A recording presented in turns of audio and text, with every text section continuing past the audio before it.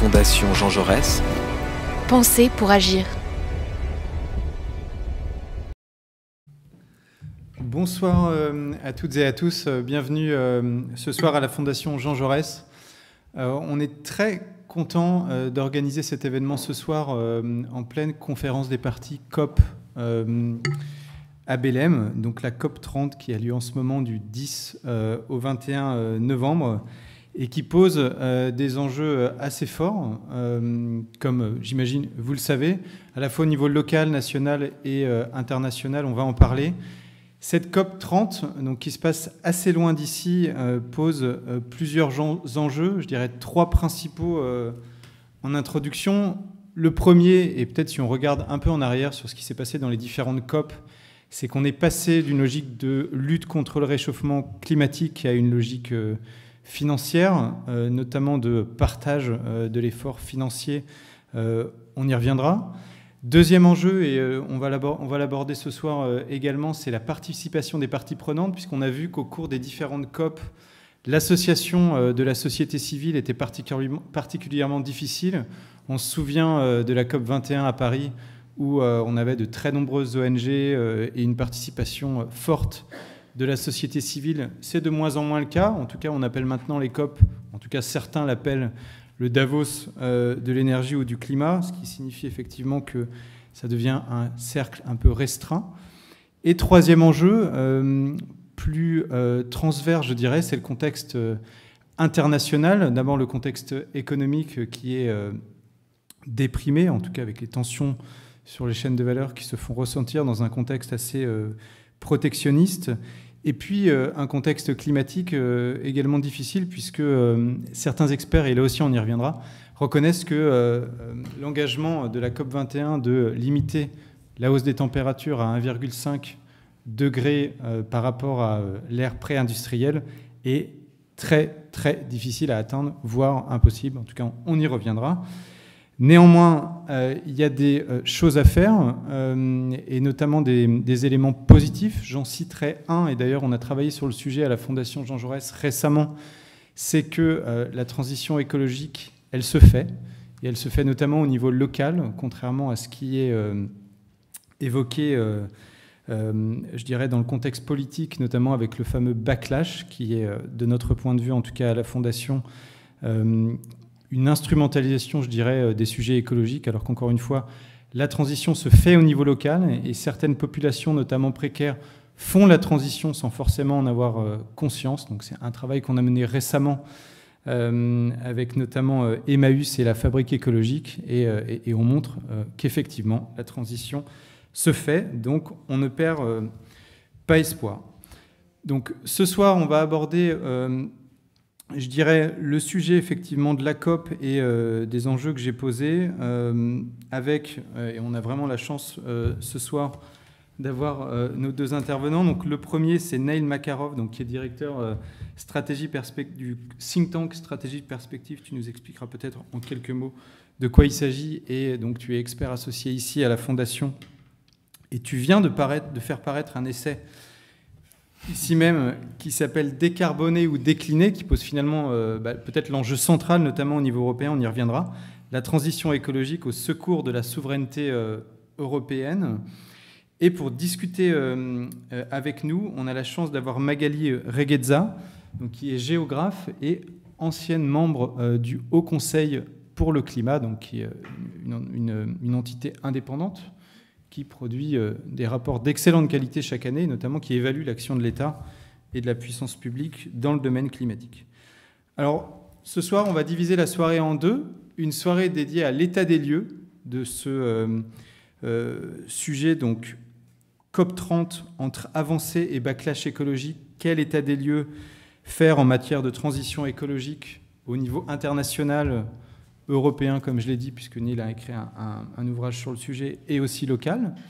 Et une deuxième partie qui vise, parce qu'on ne va pas sortir déprimé d'ici, hein, l'idée c'est quand même d'étudier les solutions, une deuxième partie qui vise à esquisser de ce qu'on pourrait faire face aux difficultés qu'on rencontre et aux enjeux qui sont posés. Alors commençons par l'état des lieux, et je vais laisser la parole à Neil qui va nous présenter la thèse de son ouvrage « Décarboner ou décliner au niveau européen ». Merci beaucoup Benoît. Peut-être avant de commencer, peut-être un mot de remerciement à la Fondation Jean Jaurès pour la conférence, mais aussi pour la confiance et la chance de publier ce petit essai, ainsi qu'aux éditions de l'Aube évidemment. La genèse de cet essai, c'était finalement un état des lieux d'une forme de torpeur dans laquelle les partisans de la transition, et j'en fais partie, se trouvent. Ce que j'appelle partisans de la transition, ce sont ceux qui se sont battus ces dernières années en faveur de l'action climatique, que ce soit dans des ONG, des syndicats, des entreprises, mais aussi dans le spectre politique, à gauche comme parfois au centre également. Et on fait face à une forme de torpeur parce qu'il y a une vague réactionnaire d'extrême droite qui déferle dans nos démocraties et qui instrumentalise, en tout cas qui anime ce qu'on appelle ce fameux backlash anti-climat, avec un résultat qui est très concret, que le mot climat en tant que tel est en train de disparaître quasiment du champ politique. C'est-à-dire que quand vous allez parler à des décideurs publics, il n'est pas du tout rare que si vous commencez vos discussions en parlant des émissions de gaz à effet de serre, vous perdez complètement son attention à la seconde près. Donc il est non seulement devenu tabou, mais parfois même toxique dans certaines sphères politiques. Et l'objectif de cet essai, c'est véritablement d'essayer de dessiner une forme de riposte face à cette vague réactionnaire. Car cette vague réactionnaire, il faut l'identifier, ce sont principalement les partis d'extrême droite qui s'allient avec les intérêts des énergies fossiles, c'est-à-dire du gaz, du pétrole et parfois du charbon, et qui a une méthode extrêmement bien huilée, extrêmement bien rodée. Elle a tendance à relativiser la science, voire la nier, et peut-être que Magali, tu en diras un mot. Elle sème le doute aussi sur les technologies de la transition. La voiture électrique serait une source de désindustrialisation de l'économie. La pompe à chaleur frapperait les factures énergétiques des ménages. Les éoliennes sont moches pour les paysages et en plus de ça, elles coûtent extrêmement cher. Bref, toute une série d'arguments qu'on retrouve un peu partout dans les médias en France, mais pas que, un peu partout en Europe. Donc, quelque part, elle est en train de dominer malheureusement le récit sur la transition en disant que l'écologie est punitive, qu'elle étrangle les ménages, en oubliant au passage que si nos factures énergétiques augmentent, c'est principalement parce qu'on est dépendant des énergies fossiles et en particulier du gaz qu'on importe massivement des États-Unis. Et ce sont donc les marchés internationaux qui fixent le prix de l'énergie parce qu'on est dépendant des énergies fossiles. Et ce qui est intéressant, quand on analyse un peu cette vague réactionnaire, c'est qu'elle est extrêmement bien organisée et elle est souvent reliée à des grands parrains. Et parmi ces grands parrains, il y en a un à la Maison-Blanche qui s'appelle Donald Trump et qui a explicitement soutenu les partis d'extrême droite en Europe, qui anime d'ailleurs avec le Parti républicain souvent des discussions sur comment s'attaquer à l'Europe, comment diviser l'Europe, comment aussi démanteler la transition écologique, tout simplement parce que Donald Trump est à la tête d'un pays qui est un gros producteur d'hydrocarbures, de gaz et de pétrole, un empire des énergies fossiles, comme la Russie également, et que ces pays-là n'ont aucun intérêt à ce que les Européens décarbonent leur économie, tout simplement parce qu'ils se priveraient d'un des plus gros clients pour leur gaz et leur pétrole, et ils se priveraient également, et ça je pense que c'est le plus important, d'un des outils de chantage politique qu'ils ont vis-à-vis des Européens. Au début de la crise énergétique, je pense que les Polonais ont mis le mot exact sur notre dépendance énergétique. Ils ont appelé l'inflation la Putinflation, c'est-à-dire l'inflation liée à l'action géopolitique de Vladimir Poutine. Et aujourd'hui, si les prix du gaz un jour augmentent en raison du chantage américain, j'espère qu'on utilisera le mot Trumpflation, parce que honnêtement, c'est la exacte même dynamique. Donc on voit que ces puissances-là utilisent l'énergie comme une arme politique, et que par ailleurs, elles utilisent les partis d'extrême droite pour diviser au sein de nos sociétés et s'attaquer à la transition. Et ça arrive à un moment qui est très précis, ça arrive à un moment où nous avons obtenu énormément de victoires sur le climat. Et je pense que c'est important de le rappeler, à l'échelle européenne, avec le Pacte vert, qui a été cette grande série de réformes depuis 2019, on a adopté un certain nombre de grandes réformes de lois sur la transition écologique qui ont des effets extrêmement concrets aujourd'hui sur l'économie. On oublie souvent en France, mais la moitié de l'électricité qu'on consomme en Europe est aujourd'hui issue des énergies renouvelables, c'est-à-dire qu'on est en train de fermer très concrètement des centrales à charbon et des centrales à gaz. La transition écologique, elle est en train de réindustrialiser une partie du territoire, le nord de la France, l'est de la France. C'est 85 000 emplois ouvriers qu'on a dans l'industrie verte de transition écologique aujourd'hui en France. Et ce chiffre pourrait doubler à l'horizon 2035 si on continue la transition. Donc on voit que la transition écologique, elle n'est pas seulement là pour quelque part une question de charité vis-à-vis du climat ou une question de morale, on doit baisser nos émissions. Elle est devenue un choix qui s'impose comme un choix stratégique pour les Européens, au moins aussi vital que notre réarmement face à la Russie, si on veut être indépendant d'un point de vue énergétique et si on veut aussi faire partie du tableau d'un point de vue industriel. Parce que le reste du monde ne nous attend pas. Certes, les Américains sont en train de sortir de l'accord de Paris, mais quand vous regardez ce qui se passe en Chine, au Vietnam, en Indonésie, au Brésil, la transition, elle est en cours. Et si on veut faire partie du paysage industriel avec le secteur des batteries, des véhicules électriques et autres, eh ben, il va falloir faire cette transition, autrement on risque vraiment de rater le coche. Donc tout l'enjeu de cet essai, et bon, j'espère que vous l'apprécierez, c'est vraiment de réancrer la transition dans ce qu'elle a de plus fondamentalement économique et social et industriel. Parce que la transition, encore une fois, ce n'est pas une question de charité ou de morale, c'est avant tout une façon pour nous, Européens, de reprendre le contrôle sur notre énergie, notre industrie, et notamment vis-à-vis de ces nouveaux empires qui sont en train d'émerger, que sont les États-Unis, la Russie, mais aussi la Chine d'un point de vue industriel. Merci beaucoup, Neil, pour cet état des lieux et les principales, je dirais, les principales thèses de ton ouvrage. On va y revenir, puisqu'il y a beaucoup de choses à dire, effectivement, et je crois beaucoup d'espoir aussi sur le fait que la transition se fait et apporte beaucoup de bénéfices, notamment économiques et sociaux, au-delà des bénéfices environnementaux, notamment pour l'Europe. Mais on va en parler. Je vais passer la parole à Magali, peut-être... de ton point de vue, et notamment effectivement en tant qu'ancienne membre du Haut Conseil pour le climat, le moment que nous vivons, alors en ce moment, en particulier en ce moment, puisque c'est la COP30, du 10 au 21 novembre, comme je l'ai dit, le moment que nous vivons, Neil l'a rappelé, on est peut-être un peu à un carrefour entre d'un côté, enfin avant, je dirais, si on regarde dans le passé, des objectifs politiques, et puis devant nous, peut-être davantage de contraintes, puisque la transition entre dans le réel et se heurte à des réalités économiques, internationales, etc. Donc comment tu qualifies le moment actuel, notamment au niveau international, de l'accord de Paris jusqu'à aujourd'hui, finalement ? En fait, on peut le regarder de deux manières. Soit on rentre par le climat, soit on rentre par justement la déclimatisation, c'est-à-dire on arrête de regarder le monde uniquement à travers le prisme climatique. Si on regarde à travers le climat, il faut quand même comprendre qu'on a un point de bascule qui est un point de bascule scientifique, puisque le rapport du GIEC de 2022, le 6e rapport d'évaluation des experts du GIEC, pose pour la première fois des certitudes. Ça paraît étrange, parce qu'évidemment, on a des suspects depuis des décennies, mais là, on est vraiment dans des certitudes, c'est-à-dire des lois de la physique qui sont démontrées et qui deviennent tout aussi contraignantes que, par exemple, les lois budgétaires. Oui. On pourrait faire une comparaison quasiment terme à terme entre le déficit public et ce que moi j'appelle le déficit climatique. C'est-à-dire, le déficit public, c'est vous avez trop de recettes. Enfin, pardon, autant pour moi. Vous avez un déséquilibre entre le bilan des fois je rêve, entre le bilan des recettes et des dépenses. C'est donc vraiment un bilan qui est déséquilibré et qui se cumule d'année en année. Qu'est-ce que c'est que le déficit climatique ? Eh bien, c'est chaque année, on émet plus de CO2 que la planète est capable d'en stocker dans ses puits. Et donc ce CO2 va s'accumuler, exactement comme la dette s'accumule dans l'atmosphère.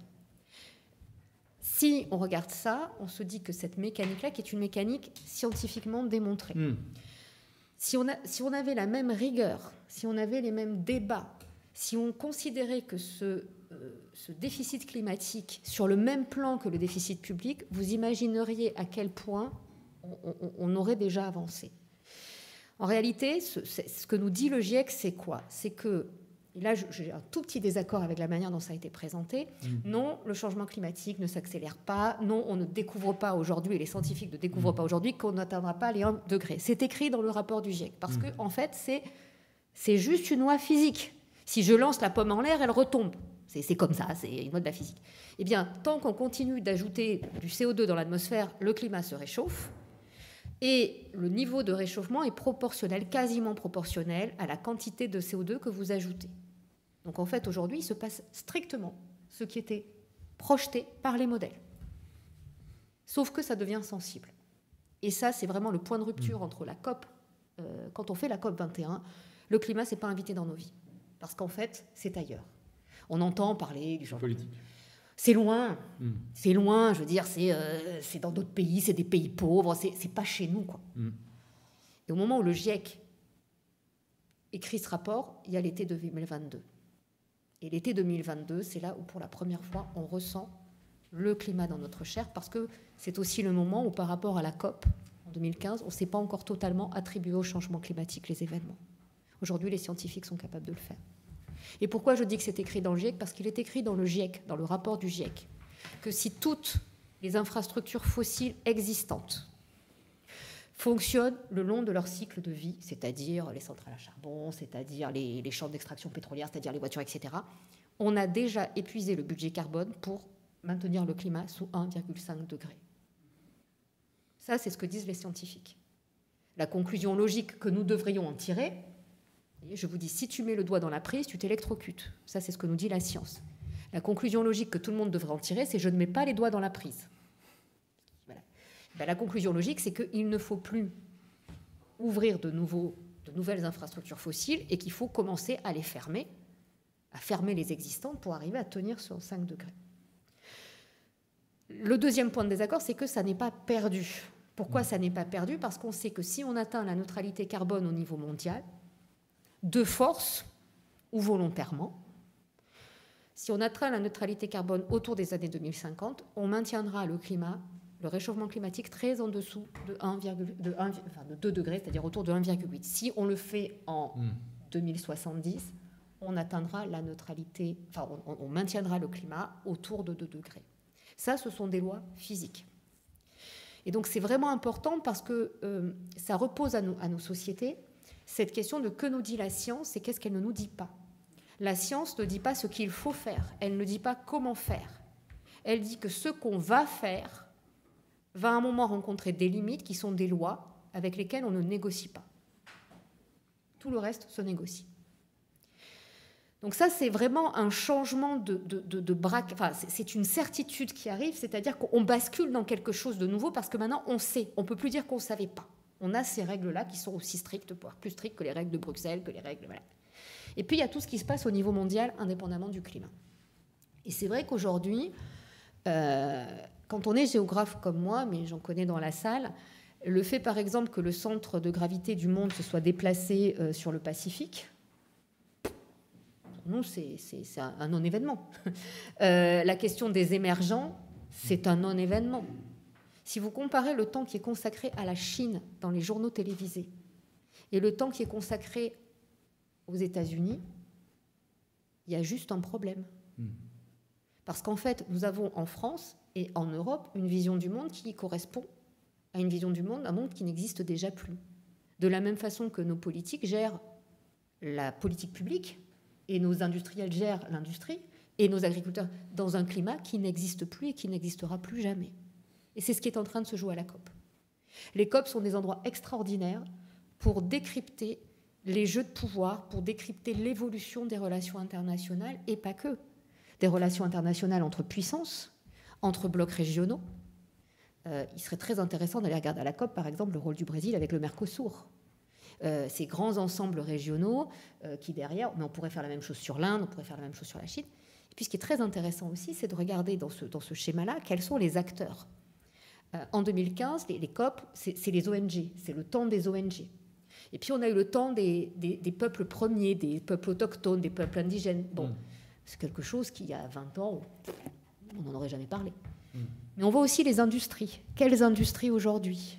On voit aussi des coalitions, ce que vous avez très bien dit tous les deux, des coalitions, la coalition fossile, ce qu'on appelle la coalition fossile, qui est une rencontre d'intérêts entre des intérêts industriels, des intérêts financiers, des intérêts bancaires mondiaux. C'est aussi une lecture passionnante de l'évolution du capitalisme. On passe d'un capitalisme productif à un capitalisme de plus en plus financiarisé, où aujourd'hui, par exemple, quand on parle d'agriculture, il faut parler de financiarisation des denrées, il faut parler de financiarisation des terres, sinon on ne comprend strictement rien. Aujourd'hui, les fonds de pension, ils investissent dans des terres. Et donc, si vous voulez, on est en train de vivre un point de bascule qui est en fait pas climatique, qui est un point de bascule géopolitique, géostratégique, financier, économique. Je vous donne juste un exemple. Quand, par exemple, aujourd'hui, on parle de climat, quand on parle de fossiles, la première chose qu'on devrait faire, c'est de parler d'actifs échoués. Les actifs échoués, qu'est-ce que c'est? Ce sont ces actifs qui vont perdre de la valeur le jour où, effectivement, on bascule hors des fossiles. On a beaucoup parlé de la crise des subprimes. Quand vous regardez qui finance ces actifs fossiles, les assureurs, les réassureurs, les banques, quand vous regardez comment l'Europe, par exemple, a négocié avec ces acteurs financiers et économiques, eh bien, vous comprenez que derrière, on a une bombe à retardement systémique, internationale. Et donc, vous voyez que là, ça fait déjà 5 minutes que je cause sans parler de climat. Parce qu'en fait, le problème, ce n'est pas le climat. Le climat, c'est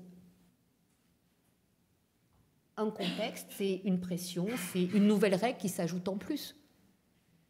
Mais d'une certaine manière, le climat, c'est un problème supplémentaire qui vient s'ajouter. Et je vous signale qu'on a eu le Covid, je vous signale qu'on a eu Poutine qui s'est réveillé, on a Trump qui est arrivé, on a les Chinois. Enfin, il y a plein d'autres problèmes qui arrivent aujourd'hui. Les problèmes sur les vaches, les problèmes sur les cochons, les problèmes sur les poulets. Donc le climat ne peut pas être traité à part. Et un des dangers dans cette COP, c'est que justement, on va parler de la COP, sans comprendre que derrière la COP, en fait, ce qui se joue, c'est d'essence politique. Politique au sens noble du terme. Politique au sens de vision, d'idéologie, de valeur. C'est ça qui se joue. Ce sont des rapports de force, ce sont des rapports de domination, ce sont des organisations mondiales, ce sont des... Et tant qu'on considérera le climat, et c'est, je trouve, ce qui est extraordinaire dans le livre de Neil, c'est que tant qu'on parlera du climat comme quelque chose finalement de consensuel, je pense qu'on est tous d'accord pour dire que nous aimons la planète. Même Trump, il aime la planète. Et bien derrière, on ne verra pas que derrière ce consensus, en fait, il y a un dissensus fondamental parce que le principe même de la politique, c'est d'avoir des visions antagonistes sur des projets et sur des instruments et sur des allocations de moyens et sur des hiérarchies entre groupes et qui sont fondamentalement divergentes. Et donc ces COP, quand on dit on n'a rien fait dans les COP, en réalité, d'abord c'est faux. Heureusement qu'on a eu les COP parce que sinon ça serait encore pire. Mais c'est qu'en fait, on confond des instruments de négociation, de diplomatie, des instruments politiques avec des problèmes scientifiques, avec des règles qui peuvent être là physiques, mais on pourra avoir les mêmes règles en termes économiques, en termes juridiques, en termes sociaux, en termes de tout ce que vous voulez.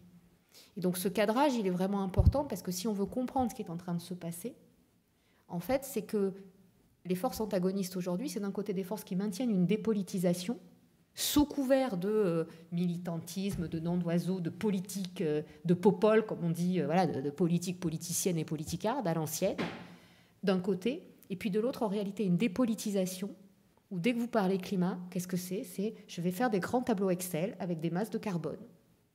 Je vais compter des tonnes de carbone, je vais compter des emplois, je vais tout rabattre sur, on disait à l'époque la technocratie, une gestion technocratique. Donc il ne faut pas s'étonner en fait qu'on ne parle pas climat. Tant qu'on ne politise pas le climat, c'est-à-dire quand on ne le remet pas dans un projet politique qui est un projet de société qui nous dira à quoi va ressembler notre pays, à quoi va ressembler l'Europe, qu'est-ce que nous voulons pour le monde dans 20 ans, comment est-ce que vous voyez la France en 2050.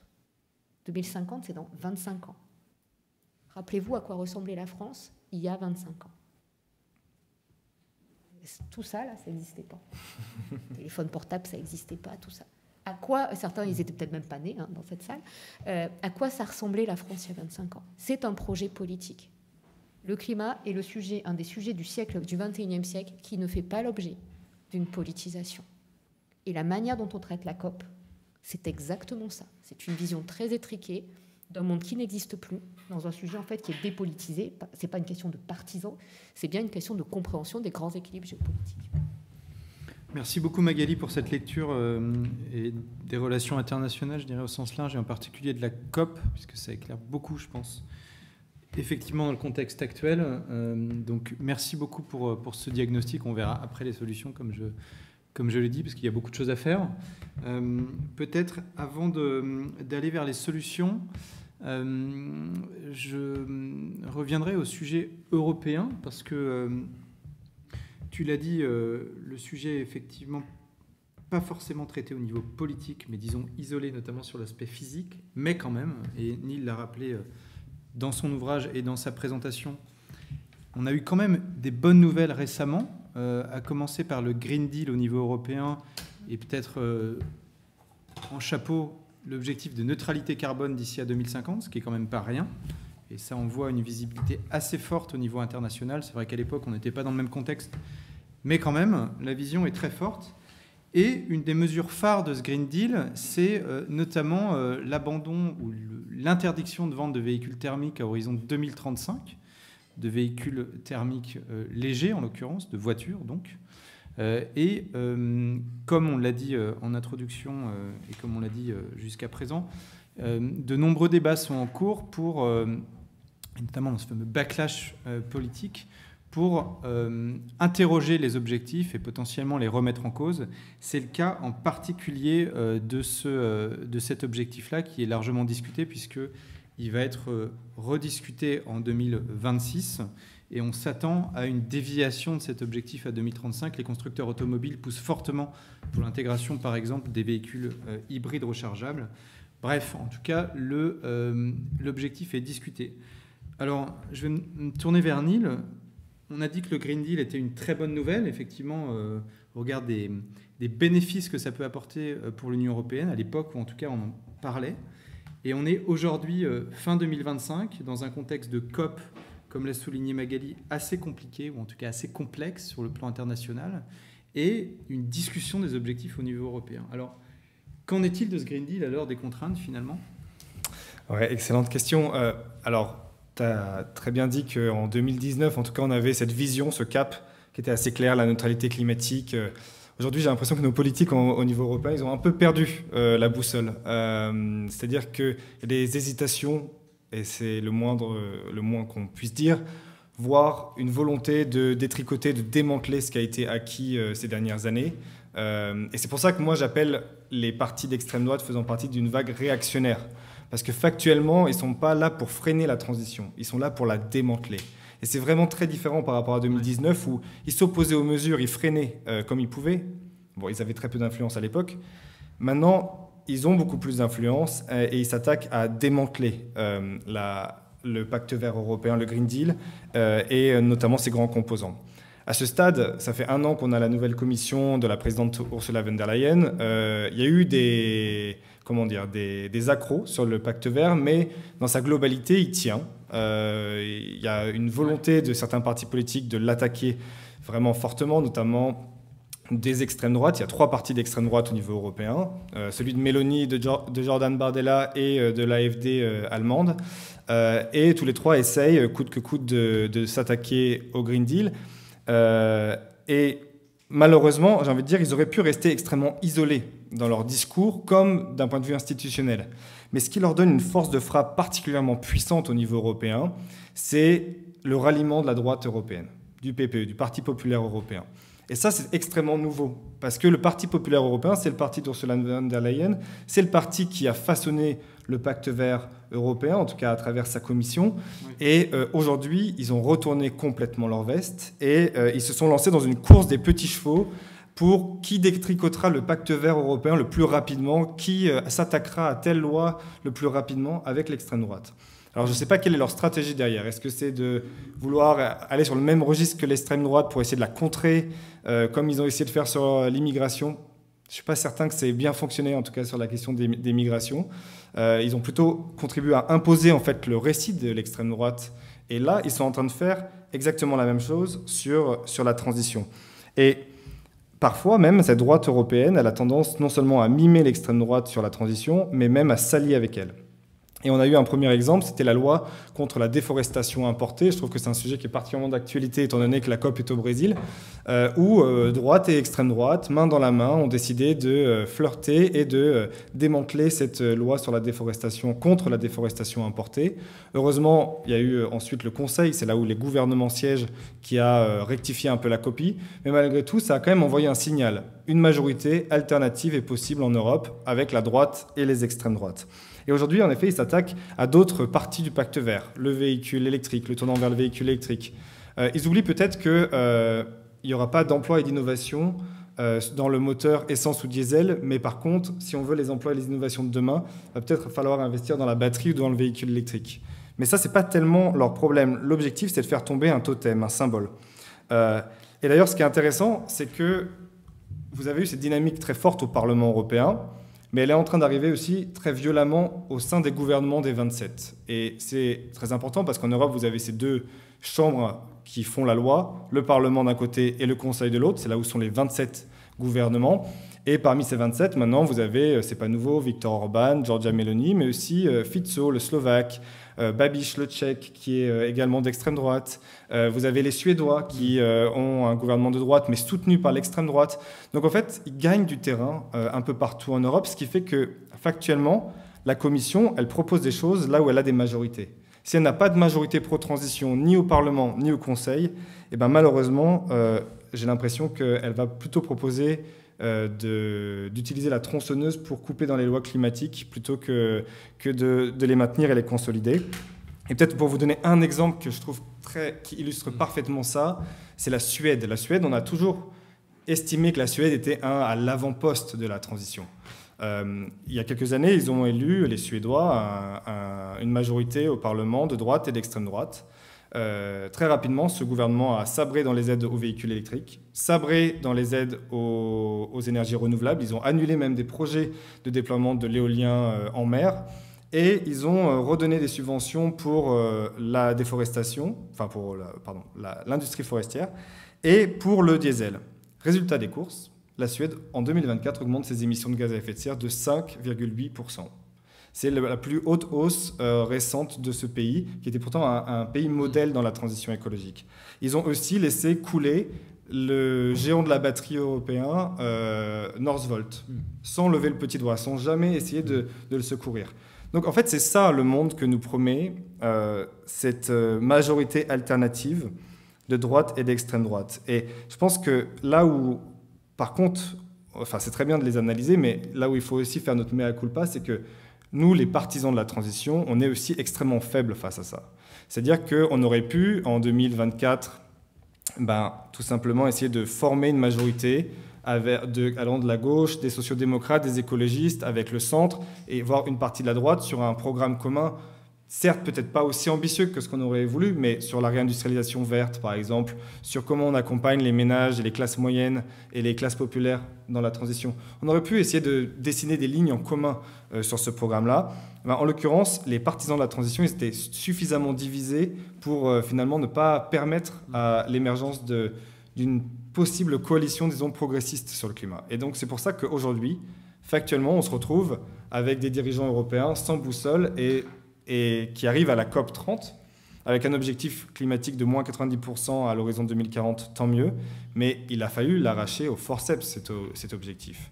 Et ça a été extrêmement difficile, et les concessions qui ont été faites à Giorgia Meloni, à Viktor Orban, elles sont très importantes. Donc on voit que la politique climatique, ça va être une bataille maintenant, enfin la politique climatique qu'on pourrait appeler industrielle, économique, ça va être une bataille texte par texte, et ça va être extrêmement difficile de trouver des majorités.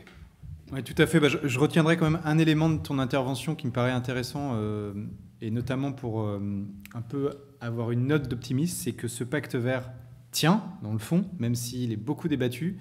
Et pour filer la métaphore, ou en tout cas l'exemple du véhicule électrique, on voit aujourd'hui que le véhicule électrique a un coût de possession inférieur au véhicule thermique et que les ventes augmentent. Les ventes augmentent également et le déploiement dans les bornes de recharge. Et donc cet objectif d'abandon de vente de véhicules thermiques à horizon 2035 devrait bouger au conditionnel, en tout cas au regard des discussions, mais pas substantiellement. C'est-à-dire que dans le secteur automobile, en tout cas, la transition est en marche. On a fait plusieurs études à la Fondation Jean Jaurès en ce sens. Encore une fois, le coût de possession des véhicules électriques est inférieur au coût de possession des véhicules thermiques. Quand un utilisateur bascule vers l'électrique, il ne revient pas en arrière. Donc, on avance, mais effectivement dans un contexte... Le problème, c'est que ce débat-là, il n'est pas du tout le débat politique au niveau européen, c'est pas du tout un débat rationnel d'un point de vue économique. Tout à fait. Quand vous parlez à la droite européenne sur cette question-là, ils vont pas du tout prendre l'argument le véhicule électrique devient moins cher à l'usage que le véhicule thermique. Eux, ils veulent s'attaquer à un totem, ils veulent faire rentrer les carburants synthétiques, parfois même les agrocarburants, c'est-à-dire ceux issus de l'agriculture, parce que, quelque part, c'est un totem à faire tomber. Et le problème de ce débat sur les grandes réformes climatiques, c'est qu'il est sorti de la rationalité économique d'un point de vue politique. Donc j'espère qu'il tiendra et que la rationalité reviendra dans le débat. Mais à ce stade, en tout cas, Malheureusement, c'est plutôt de la bataille culturelle que quelque chose de pensé et de réfléchi. Tout à fait, et ça illustre bien l'idée de backlash écologique qu'on développe ici.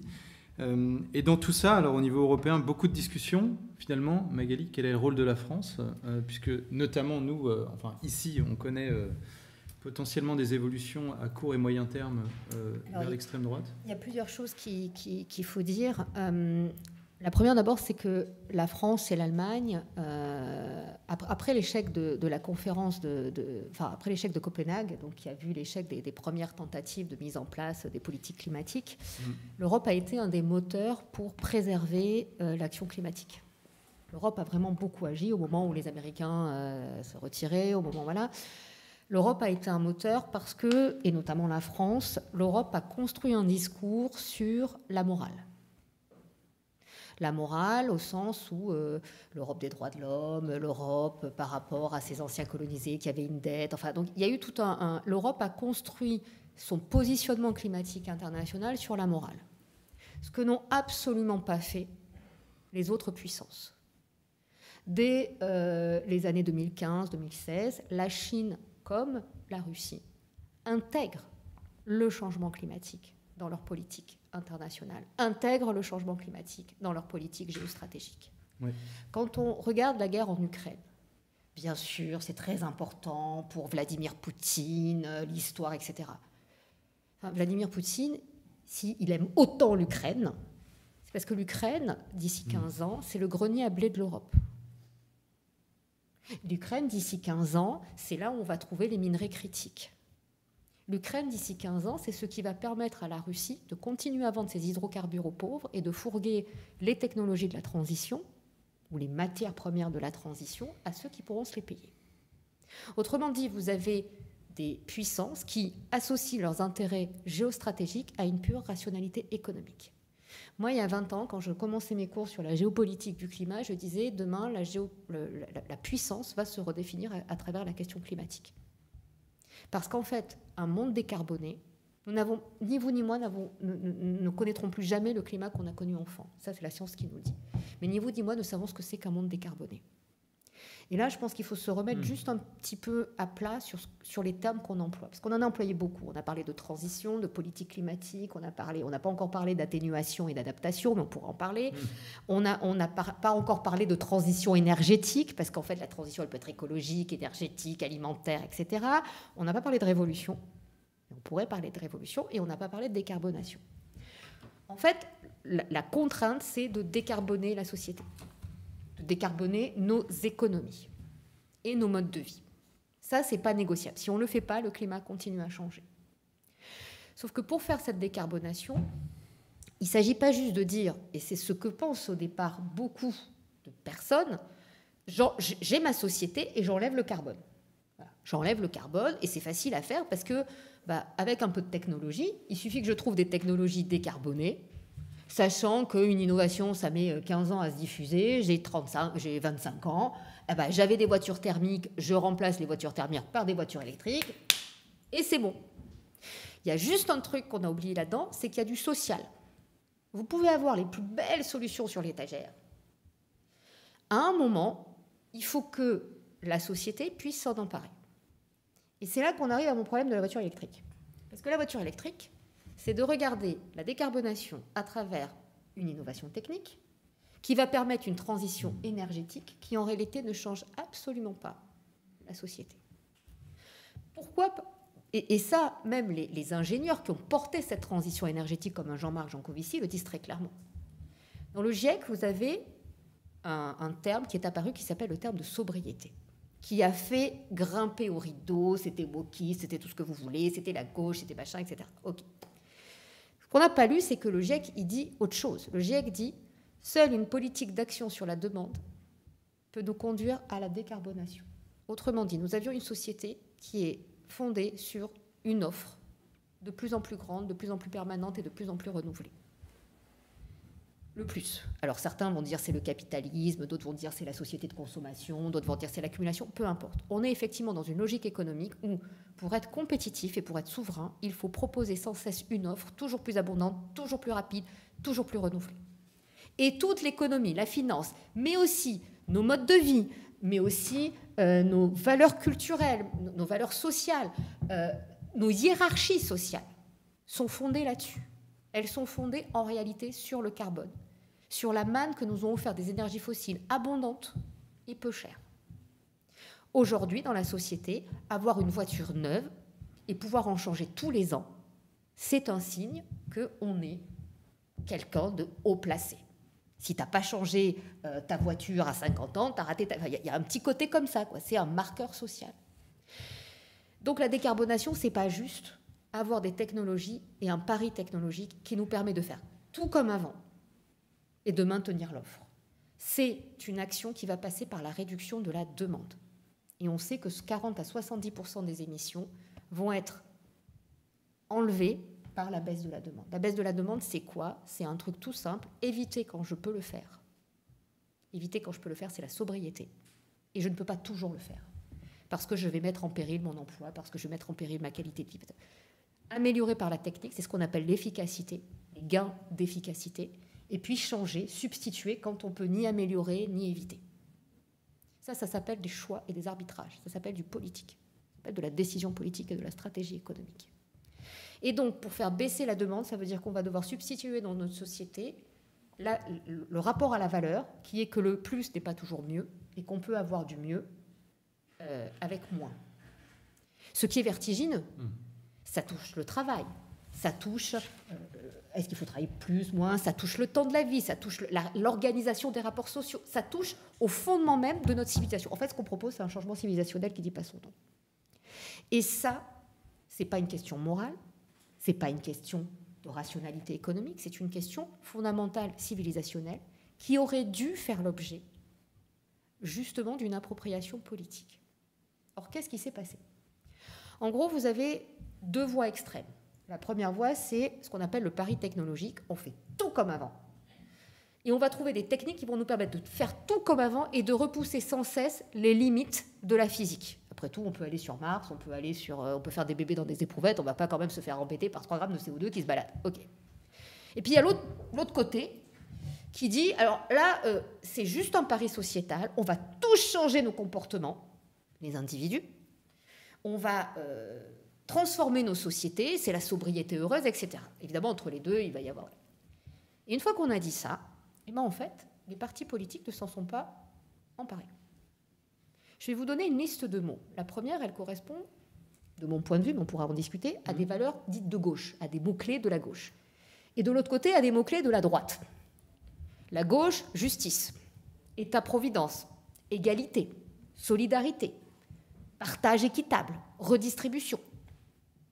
Ça, on le voit bien dans le logiciel aujourd'hui, quand on parle, plutôt d'ailleurs au niveau international, la justice climatique, etc. Et la droite, ou ce qui en reste, la droite, je ne parle pas des extrêmes, je parle de la droite républicaine. Sécurité. Excusez-moi, mais le changement climatique en termes de sécurité, qu'on parle de sécurité écologique, physique, c'est une catastrophe. Liberté. S'il y a bien un truc qui restreint la liberté individuelle, la liberté d'entreprendre, le libertariat, je ne sais pas comment vous l'appelez, c'est bien le climat. Compétitivité. Aujourd'hui, nous sommes en train de devenir des pays ateliers en Europe de la Chine pour fabriquer les voitures électriques. Souveraineté. Alors la souveraineté, c'est extraordinaire, Newton en a parlé. Enfin, aujourd'hui, on s'est lié les poings, les poignets, les chevilles, on est saucissonnés. D'un côté, on a la Russie, de l'autre, on a les États-Unis. Et on l'a vu pendant le Covid, je vous rappelle, le monde d'après, on n'est même plus foutu de fabriquer nos médicaments en France. On a découvert ça un matin, tiens, on n'a plus de médoc. Le pays de Pasteur, hein. C'est bizarre, alors on n'a plus de médicaments. Nous sommes en France, aujourd'hui, il n'y a plus d'antidépresseurs, il n'y a plus de... On parlait des antibiotiques pour les gamins, hein, il n'y en a plus... Enfin, vous vous rendez compte quand même, le niveau, hein, 7e puissance mondiale, on ne trouve plus de médicaments parce qu'on ne les fabrique plus. Et puis, il y a ruissellement, le fameux... Alors, je ne sais pas si c'est de droite, de gauche, du centre, mais enfin, ruissellement, c'est plutôt... c'est moins à gauche que... Voilà, bon. Ruissellement, mais vous faites ruisseler quoi quand il n'y a plus rien? Le seul ruissellement qu'on va avoir, c'est du ruissellement urbain, hein, avec le changement climatique. Et bien, vous avez, ni à droite, ni à gauche, pour le coup, un projet qui, sur ces mots-clés, qui sont des socles de valeurs et sur lesquels la science n'a pas à s'exprimer, qui construisent, dans le cadre des limites climatiques, un projet politique, avec des choix et des arbitrages. sur qu'est-ce qu'on finance, qu'est-ce qu'on priorise, comment on fait rentrer les recettes, qui on privilégie. Non. Ce qu'on a, c'est quoi? C'est le consensus et puis ensuite les individus. Et la gauche, pour le coup, a oublié une notion qui était fondamentale, qui est que l'action individuelle n'existe que parce qu'elle est encastrée dans ce qui la rend possible. On sait tous qu'entre pouvoir, vouloir et devoir, il y a juste une marge. Moi, je veux, mais je ne peux pas. Et plutôt que de passer sa vie à chercher qu'est-ce que c'est que les classes populaires ou les pauvres, comme si c'était une espèce de terra incognita, on pourrait commencer par se demander comment est-ce que... Moi, je veux bien qu'on fabrique des voitures électriques en France, mais il va falloir en avoir moins. Et pour en avoir moins, ça veut dire qu'il va falloir repenser toutes les structures qui permettent à chacun d'accéder aux services et aux biens que nous jugeons collectivement essentiels, avec des transports différents. Ça peut passer par l'aménagement, ça peut passer par la fiscalité, ça peut passer par des innovations, ça peut passer par plein de choses. Et donc derrière, en réalité, moi, ce qui me frappe, cette fois-ci plus en tant que scientifique, mais en tant que citoyenne, c'est qu'on est dans une situation où, comme tu le dis très bien, que l'on se place du point de vue de la rationalité économique, que l'on se place du point de vue de la justice sociale, que l'on se place, quel que soit le champ de valeur dans lequel on regarde, ce que nous faisons actuellement est totalement incohérent. Nous avons fait une réforme des retraites qui n'a jamais évoqué la question du climat. Moi, j'aimerais bien qu'on m'explique comment, quand il va faire 50 degrés à Paris en 2050, on va pouvoir financer une solidarité nationale avec des personnes plus vieilles qui vont être beaucoup plus malades à cause du changement climatique, des recettes qui vont moins rentrer, du chômage technique. Comment on fait? C'est ça le sujet.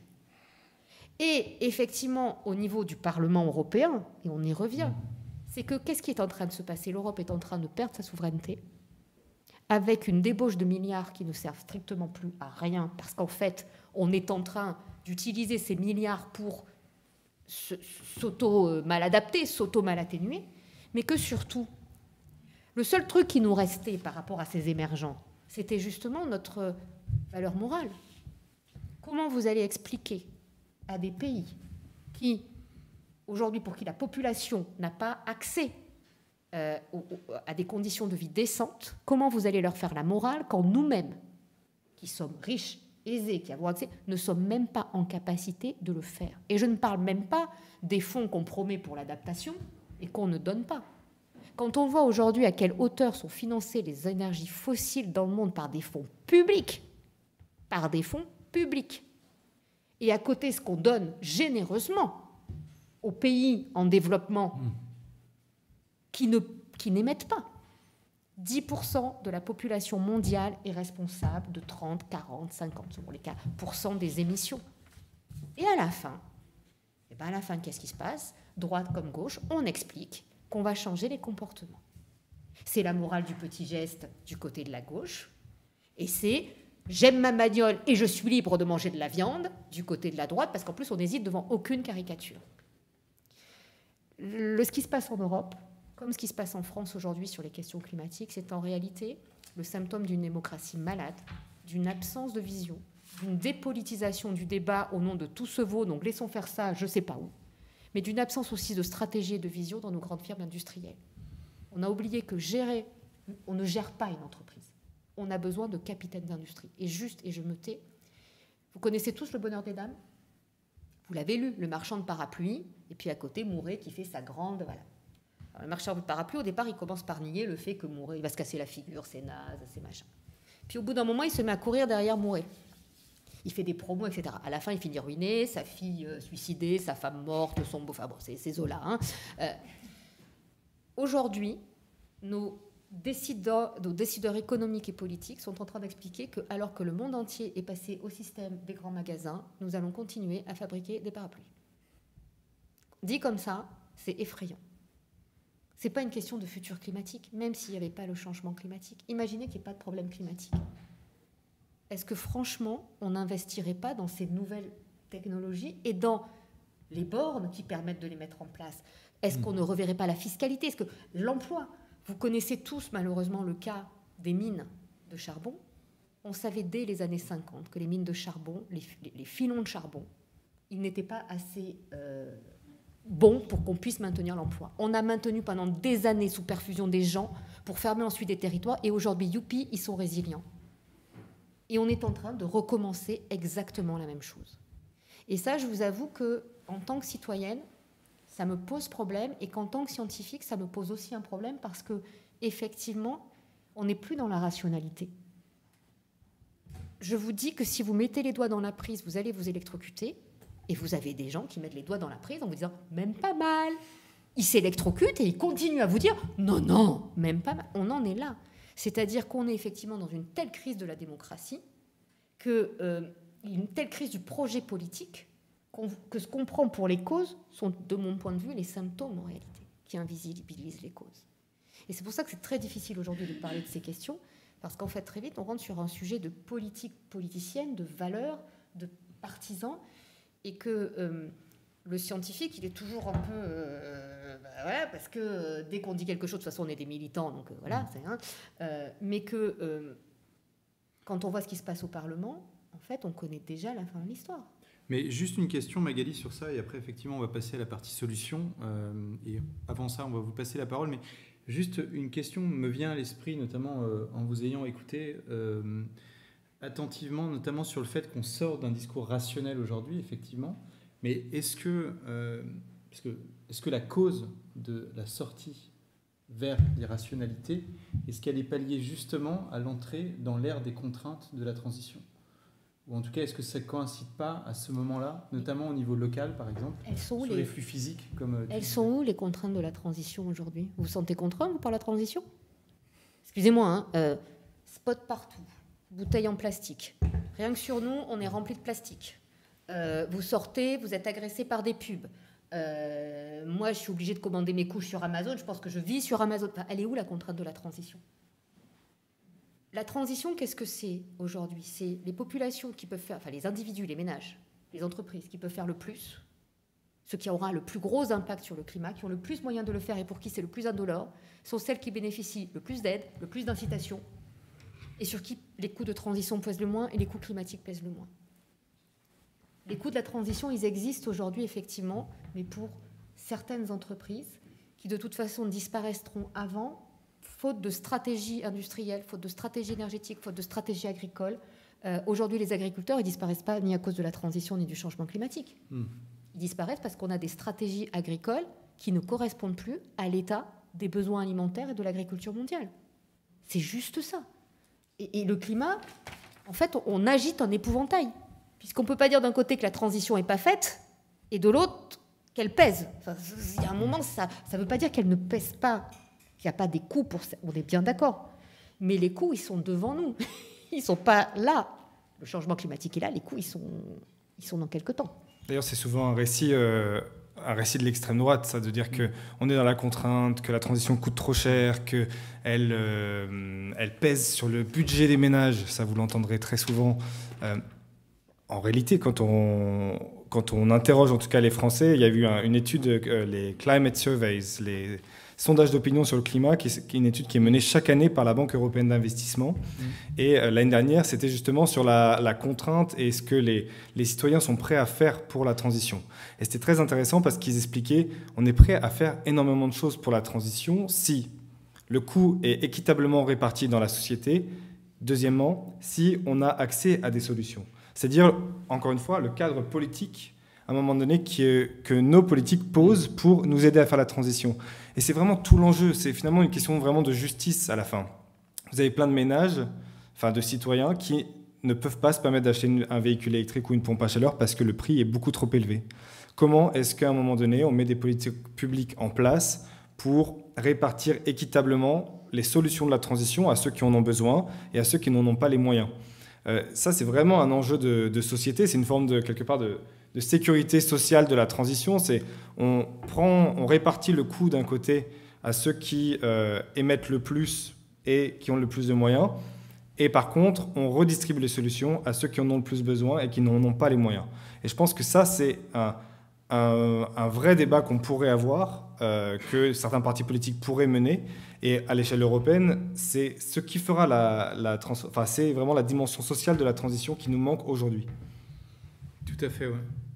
Juste pour vous donner un exemple, Si on mangeait tous selon les recommandations de l'OMS, vous savez, les 5 fruits et légumes en mangeant, etc., avec moins de graisse, en fait, on aurait déjà décarboné notre alimentation. Si nous respections les préconisations de l'OMS, sachant qu'aujourd'hui, la malbouffe, la malnutrition, c'est de manger gras, sucré, des produits extrêmement transformés, ce qui coûte une fortune à notre société. Si nous mangions selon les recommandations de l'OMS, nous aurions décarboné notre alimentation avec des agriculteurs qui seraient mieux payés, mieux rémunérés, avec des gens moins malades, en meilleure santé. Je ne vais pas parler de climat. Voilà. Donc c'est ce genre de truc qui dit... et par ailleurs, juste un point sur les pompes à chaleur, je rappelle juste que pour acheter une pompe à chaleur, il faut être propriétaire de son logement. Qui aujourd'hui peut se payer un logement ? Pour avoir une voiture, pour s'acheter une voiture, il faut pouvoir s'acheter une voiture. Moi, je ne sais pas comment font les gens pour s'acheter une voiture, et pourtant, je fais partie du premier décile. Quand je vois le prix d'une voiture neuve, c'est ridicule. Donc, je veux dire, là aussi, on a quand même des faux débats. Parce qu'aujourd'hui, les gens qui peuvent se payer une voiture, ce n'est pas ceux qui ont besoin d'être aidés. Quand vous pouvez mettre 25 000 balles pour un SUV, pour aller vous balader dans les rues de Paris, je pense que vous pouvez faire la même chose pour acheter une voiture électrique. Simplement, on n'a pas compris, on n'a pas su vendre la voiture électrique comme un truc hyper hype. Et tout à fait. Le devenir. Voilà. Beaucoup de choses au niveau politique à faire et aussi une responsabilité, en tout cas des acteurs automobiles, notamment sur ce sujet de la hausse des prix. On va vous passer la parole rapidement pour prendre une ou deux questions à la suite de cette séquence sur l'état des lieux assez large. On a déjà esquissé quelques solutions et on voit qu'il y a beaucoup de choses au niveau politique à mettre en place. Madame, je ne sais pas si on a un micro. Oui, c'est bon. Et je crois qu'il y a aussi une retranscription en ligne, donc on peut prendre des questions en ligne également. Oui, moi j'aurais aimé vous entendre sur la question du récit qu'il faudrait complètement rechanger sur le climat, qui est tagué à gauche, mais on pourrait très bien dire que le climat va augmenter l'immigration, c'est un thème parfait pour l'extrême droite, il y a des risques financiers énormes, ça va faire péter les assurances-vie, c'est un thème parfait pour la droite, si on prend leur bataille caricaturale et historique. Et il y a des acteurs qui prennent un haut-parleur dont on parle assez peu. Si on prend sur le climat, il y a eu les scientifiques, il y a eu les ONG, il y a les financiers. Aujourd'hui, la BCE est dans les premières banques centrales et avec le réseau des banques centrales pour le verdissement du système financier qui est hébergé à la Banque de France. Ils ont mis une première amende cette semaine à une banque espagnole pour faiblesse de leur intégration du risque climat dans les bilans, parce que là, les banques centrales, leur mandat, c'est la stabilité du système financier qui est à risque par le climat. Dans sa feuille stratégique, la BCE, elle a dit en 2021, il y a des nouveaux risques, la cybersécurité et le climat. Donc c'est un nouveau regard, c'est un nouveau récit qui peut éviter tous les a priori de certains qui vont rejeter de but en blanc parce qu'ils disent une idée de gauche et j'en veux pas. Et il y a aussi, vous l'avez évoqué, il y a la question de la temporalité. Aujourd'hui, 2050, c'est l'horizon 25 ans, c'est l'horizon d'un prêt bancaire. C'est un grand prêt bancaire. Mais donc du coup, on rentre dans des échéances de temps qui sont beaucoup plus palpables. Et à l'inverse, ça devient une échéance politique. J'ai échangé avec des gens d'une grande métropole française. Ils avaient, quand ils se sont fait élire sur la construction d'un aménagement en ville, ils ont décidé de l'arrêter parce que sinon ça allait devenir un îlot de chaleur urbain. Et ils se sont dit, mais comment on fait ? Parce qu'on a été élus là-dessus. Et si on ne le fait pas, du coup, on va dire qu'on ne fait pas ce qu'on a dit qu'on ferait pour se faire élire. Et je trouvais ça intéressant. On parle toujours d'horizon lointain.